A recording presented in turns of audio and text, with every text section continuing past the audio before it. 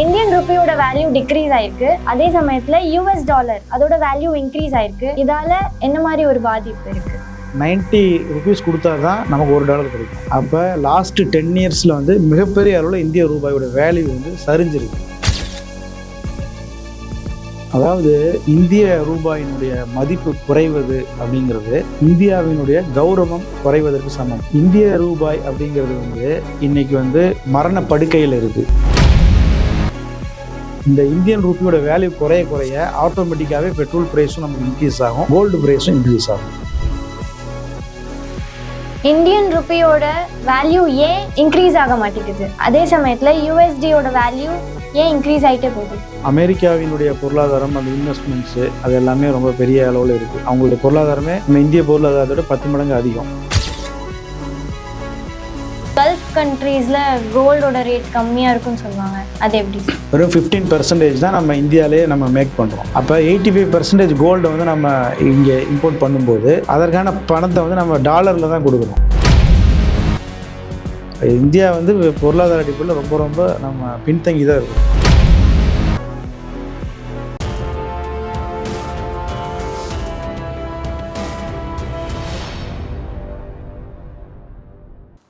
You Tamil நேயர்களுக்கு வணக்கம். இன்று நம்முடன் இணைந்திருப்பவர் இஸ்மாயில் அவர்கள். வணக்கம் சார். வணக்கம் பாரதி. இந்தியன் ருப்பியோட வேல்யூ டிக்ரீஸ் ஆயிருக்கு. அதே சமயத்துல யூஎஸ் டாலர் அதோட வேல்யூ இன்க்ரீஸ் ஆயிருக்கு. இதால என்ன மாதிரி ஒரு பாதிப்பு இருக்கு? அதாவது இந்திய ரூபாயினுடைய மதிப்பு குறைவது அப்படிங்கிறது இந்தியாவினுடைய கௌரவம் குறைவதற்கு சமம். இந்திய ரூபாய் அப்படிங்கிறது வந்து இன்னைக்கு வந்து மரண படுக்கையில் இருக்குது. உடனடியாக வந்து ஒரு டாக்டர் வந்து பார்க்கல அப்படின்னா அது இறப்பை நோக்கி போகலாம். இதை சொன்னது நான் இல்லை, நரேந்திர மோடி முதலமைச்சராக இருக்கும்போது அவர் சொன்னார். அப்போ பிரதமராக மன்மோகன் சிங் இருந்தார். அன்னைக்கு வந்து இந்திய ரூபாயோடைய வேல்யூ வந்து 61 தான். நம்ம 61 ருபீஸ் கொடுத்தாவே $1 நமக்கு கிடச்சிரும். ஆனால் இன்றைக்கி வந்து 90 ருபீஸ் கொடுத்தா தான் நமக்கு $1 கிடைக்கும். அப்போ லாஸ்ட்டு 10 இயர்ஸில் வந்து மிகப்பெரிய அளவில் இந்திய ரூபாயோட வேல்யூ வந்து சரிஞ்சிருக்கு. இது சரியறது வந்து நம்ம சாதாரண மக்கள் வந்து என்ன நினைப்பாங்க அப்படின்னா, இதனால் நமக்கு வந்து எந்த பிரச்சனையும் இல்லை, ஏதோ டாலரு இன்க்ரீஸ் ஆகுது, இந்தியன் ரூபி வேல்யூ குறையுது, இதனால் நமக்கு என்ன பிரச்சனை அப்படின்னு தான் எல்லோருமே நினைப்பாங்க. அதே இன்னொரு பக்கம் பார்த்தீங்கன்னா பெட்ரோல் விலை ஏறிடுச்சு, கோல்டு ரேட் ஏறிடுச்சுன்னு சொல்லி ஒப்பாரி வச்சுட்டு இருப்பாங்க. ஆக்சுவலாக இந்த இந்தியன் ரூபியோட வேல்யூ குறைய ஆட்டோமேட்டிக்காகவே பெட்ரோல் ப்ரைஸும் நமக்கு இன்க்ரீஸ் ஆகும், கோல்டு ப்ரைஸும் இன்க்ரீஸ் ஆகும். கோல்டு ப்ரைஸ் எப்படி இன்க்ரீஸ் ஆகும்? நம்ம வந்து பார்த்தீங்கன்னா 85% கோல்டு வந்து இம்போர்ட் தான் பண்ணுறோம், வெளிநாடுகள்லேருந்து இங்கே வந்து இறக்குமதி பண்ணுறோம். வெறும் 15% தான் நம்ம இந்தியாவிலே நம்ம மேக் பண்ணுறோம்.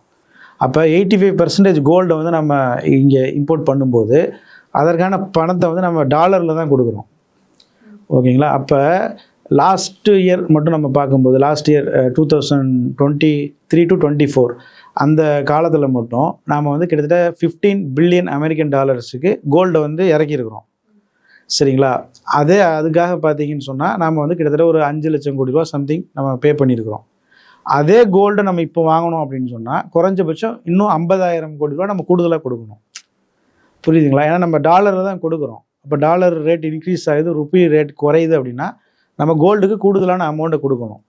அது யாருக்கு வந்து அஃபெக்ட் பண்ணுன்னா காமன் மேனுக்கு தான் அஃபெக்ட் பண்ணும். ஏன்னா கோல்டு வாங்கும்போது ஆட்டோமேட்டிக்காக ரேட் இன்க்ரீஸ் ஆகும்.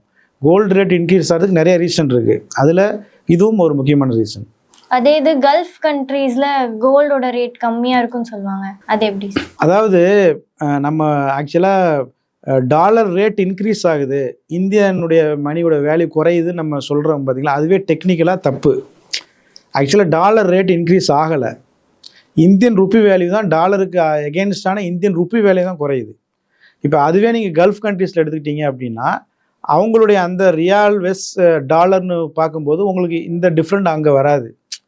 அவங்க ரியால் வந்து மேபி இப்போ டாலரோட இன்க்ரீஸ் கூட மேபி ஆகும். அவங்களுடைய எக்கனாமி வந்து டெவலப் ஆக அது டாலரவே பீட் பண்ணும். புரியுதுங்களா? அதனால் அங்கே வந்து கோல்டு வந்து நிறையா அவங்க இம்போர்ட் பண்ணுறாங்க, நிறையா மேனுஃபேக்சர் பண்ணுறாங்க. அவங்க டேக்ஸ் கிடையாது அங்கே. கல்ஃப் கண்ட்ரீஸில் துபாய் தான் பெரிய வேர்ல்டு கோல்டு மார்க்கெட். அங்கே வந்து ஆக்சுவலாக அங்கே அவனுமே அந்த சொந்த நாட்டில் கோல்டு எடுக்கிறது இல்லை, வெளிநாடுகள்லேருந்து கோல்டு வாங்குறாங்க. அங்கே வந்து அவங்க மேனுஃபேக்சர் பண்ணுறாங்க, அங்கே வரியே இல்லாமல் டேக்ஸே இல்லாமல் விற்கிறாங்க. நமக்கு இங்கே பிரச்சனையே டேக்ஸ் தானே. அதனால் அங்கே ஜீரோ டேக்ஸ், இங்கே டேக்ஸ் அதிகமாக இருக்கிறனால இங்கே ரேட் வந்து அதிகம். அப்போ பெட்ரோல் ரேட்டும் அதே மாதிரி தான்? ஆமாம், பெட்ரோலும் பார்த்தீங்கன்னா நம்ம 85% வந்து க்ரூட் ஆயிலை இப்போ இங்கே இறக்கி தான் நம்ம பெட்ரோலாக மேக் பண்ணுறோம், பெட்ரோல் டீசல் அதெல்லாம். அந்த 85% இம்போர்ட் நம்ம பண்ணுறதுக்குமே நாம் வந்து டாலரில் தான் அமௌண்ட் பே பண்ணுறோம். ஓகேங்களா? அப்போ வந்து என்னென்னா அது ஆட்டோமேட்டிக்காக உங்களுக்கு டாலர் இன்க்ரீஸ் ஆக பெட்ரோல் ப்ரைஸுமே நமக்கு ஆட்டோமேட்டிக்காக இங்கே இன்க்ரீஸ் ஆகும். பெட்ரோல் ப்ரைஸ் வந்து ஒன்ஸ் இன்க்ரீஸ் ஆகுது அப்படின்னா உங்களுக்கு சாதாரண எல்லா பொருளுடைய விலையுமே உயரும். ஏன்னா ஒரு காய்கறி வந்து நம்ம இங்கே சென்னைக்கு வருதுன்னா கோயம்பேடு மார்க்கெட்டுக்கு எங்கேருந்து வருது? ஒவ்வொரு காய்கறியும் ஒவ்வொரு இடத்துலேருந்து வருது. இப்போ லாரியில் ஏற்றி கொண்டு வராங்க. இப்போ பெட்ரோல் ப்ரைஸ் இன்க்ரீஸ் ஆச்சுன்னா லாரியோட ரெண்ட் வந்து டிரான்ஸ்போர்ட்டேஷன் இன்க்ரீஸ் ஆகும். பெட்ரோல் விலை இன்க்ரீஸ் ஆச்சுன்னா டோட்டலாக இந்தியாவே காலி. ஏன்னா கோல்டு கூட நம்ம வாங்காமல் இருந்துக்கலாம், பட் பெட்ரோல் யூஸ் பண்ணாமல் நம்மளால் இருக்க முடியாது. அப்போ டாலர் ரேட் இன்க்ரீஸ் ஆக அது பெட்ரோலையும் பெரிய அளவில் அஃபெக்ட் பண்ணும். இந்தியன் ருப்பியோட வேல்யூ ஏன் இன்க்ரீஸ் ஆக மாட்டேங்குது? அதே சமயத்தில் யூஎஸ்டியோட வேல்யூ ஏன் இன்க்ரீஸ் ஆகிட்டே போகுது? ஆக்சுவலாக வந்து என்னென்னா அமெரிக்காவினுடைய பொருளாதாரம், அந்த இன்வெஸ்ட்மெண்ட்ஸு அது எல்லாமே ரொம்ப பெரிய அளவில் இருக்குது. அவங்களுடைய பொருளாதாரமே நம்ம இந்திய பொருளாதாரத்தோட 10 மடங்கு அதிகம். ஓகேங்களா? அதனால் அவங்களுக்கு இயல்பாகவே அவங்களுடைய ப்ரைஸ் வந்து இன்க்ரீஸ் ஆகும். ரெண்டாவது வந்து நாம் வந்து நிறையா வந்து இம்போர்ட்ஸ் தான் பண்ணுறோம், இறக்குமதி தான் அதிகமாக நம்ம பண்ணுறோம். நாம் வந்து அதிகமாக ஏற்றுமதி பண்ணும்போது தான் நம்மளுடைய வேல்யூ வந்து அதிகமாகும். நம்ம நிறைய இறக்குமதி பண்ணும்போது இன்றைக்கி வந்து பெட்ரோல், கோல்டு இது ரொம்ப ப்ரைமரியாக நம்ம இம்போர்ட் பண்ணுறோம். இது இல்லாமல் எலக்ட்ரானிக் குட்ஸ் வந்து நிறையா நம்ம இம்போர்ட் தான் பண்ணுறோம். இங்கேருந்து நம்ம எக்ஸ்போர்ட் பண்ணுறதுன்னு பார்த்தீங்கன்னா விவசாய பொருட்கள், ஸ்பைசஸ், இந்த மாதிரி விஷயங்கள் தான் பண்ணுறோம். இப்போ ஏற்றுமதி வச்சு இறக்குமதின்னு சொல்லி அது ஒரு பெரிய ஒரு எக்கனாமிக் சப்ஜெக்ட்னு வைங்களேன். அது வந்து மெயின் ரீசன். ரெண்டாவது அமெரிக்காவுடைய பொருளாதாரங்கிறது கிட்டத்தட்ட 30 ட்ரில்லியன் அமெரிக்கன் டாலர்ஸ், நம்மளோடது வெறும் 4 தான். அப்போ ஆட்டோமேட்டிக்காக அவங்களுடைய ப்ரைஸ் வந்து இன்க்ரீஸ் ஆகும். ரெண்டாவது டாலரில் தான் உலகமே வர்த்தகம் செய்கிறாங்க. உலகம் முழுக்க, நம்ம இந்தியா மட்டும் இல்லை, உலகத்தில் இருக்க பெரும்பாலான நாடுகள் வந்து அவங்க வந்து டாலரில் தான் வர்த்தகம் பண்ணுறாங்க. டாலர் அப்படிங்கிறது அமெரிக்காவுக்கு பொறுத்த வரைக்கும் அது ஒரு பிரிண்டிங் தான். அவங்க வந்து எவ்வளோ டாலர்னாலும் பிரிண்ட் பண்ணி வெளியிட்டு கொண்டே இருப்பாங்க. நம்மளுடைய பணத்தை வந்து ஏற்றுக்க மாட்டாங்க. அவங்க பணத்தை நம்ம ஏற்றுக்கணும். இது அமெரிக்கா ஃபிக்ஸ் பண்ணின ஒரு ஜியோ பாலிட்டிக்ஸ். இதை வந்து யாருமே எதிர்க்க முடியாது. இப்போ உதாரணத்துக்கு நாம் வந்து டாலரில் நாங்கள் பிஸ்னஸ் பண்ண மாட்டோம். இப்போ உதாரணத்துக்கு நாங்கள் வந்து சவுதியிலேருந்து நம்ம இது வாங்குகிறோம், கச்சா எண்ணெய், க்ரூட் ஆயில் வாங்குகிறோன்னு வைங்களேன். இதுக்கு வந்து நாங்கள் வந்து டாலரில் பணம் உங்களுக்கு கொடுக்க முடியாது, நாங்கள் ருப்பியில் தான் கொடுப்போம். இல்லைன்னா நாங்கள் அந்த குட்ஸுக்கு பதிலாக வேறு குட்ஸும் உங்களுக்கு அனுப்புகிறோம். ஓகேங்களா? அதுக்கு பதிலாக நாங்கள் ரைஸோ அல்லது மீட்டோ இந்த மாதிரி அனுப்புகிறோம் அப்படின்னு சொன்னால் சவுதி அதை ஏற்றுக்க மாட்டாங்க. ஏன்னா சவுதி வந்து அமெரிக்கா அவங்க என்ன சொல்கிறாங்களோ அதை தான் அவங்க கேட்க முடியும். அவங்களுடைய கண்ட்ரோலில் தான் அமெரிக்கா இருக்குது. புரியுதுங்களா? அமெரிக்கா கண்ட்ரோலில் தான் சவுதி இருக்குது. உலகத்தில் பெரும்பாலான நாடுகளை வந்து அமெரிக்கா தான் கண்ட்ரோல் பண்ணுறாங்க. அப்போ அவங்க என்ன சொல்கிறாங்களோ, அவங்க என்ன ஃபிக்ஸ் பண்ணுறாங்களோ அதன்படி தான் மற்ற நாடுகள் வர்த்தகம் பண்ணுவாங்க. அதை எதிர்த்து பேசுனாங்க அப்படின்னா உடனே வரிகளை போடுவாங்க. ரஷ்யா மீது கடுமையான கட்டுப்பாடுகளை விதிச்சிருக்கிறாங்க. இப்போ இந்தியாலாம் வந்து அமெரிக்காவை எதிர்த்து ஃபைட் பண்ணுற அளவுக்கு நம்மகிட்ட வந்து பொருளாதாரங்கிறது கிடையாது. அதனால் டாலர் வந்து எப்போவுமே ஹையில் இருக்குது, ருப்பி வந்து டவுனில் இருக்குது. மேட் இன் சைனா அதை நம்ம ஸ்டாப் பண்ணிட்டோம், அதுக்கு பதிலாக மேட் இன் இந்தியா வந்துச்சு. ஆனால் வாங்குறதெல்லாம் அமெரிக்காலேருந்து நீங்கள் சொல்கிறீங்களா?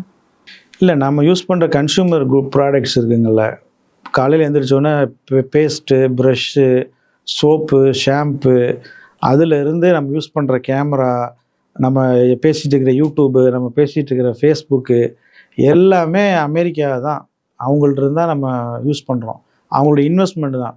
இந்துஸ்தான் லீவர்னு பேர் இருக்கிறனால அது இந்துஸ்தான் கம்பெனி, இந்தியா கம்பெனி கிடையாது. இன்வெஸ்ட்மெண்ட் ஃபுல்லாக அவங்களோடது. இந்தியா வந்து பொருளாதார அடிப்படையில் ரொம்ப நம்ம பின்தங்கி தான் இருக்கிறோம். இந்தியன் ருப்பீஸ் பற்றியும் டாலர் பற்றியும் பல விவரங்களை சொன்னமைக்கு நன்றி.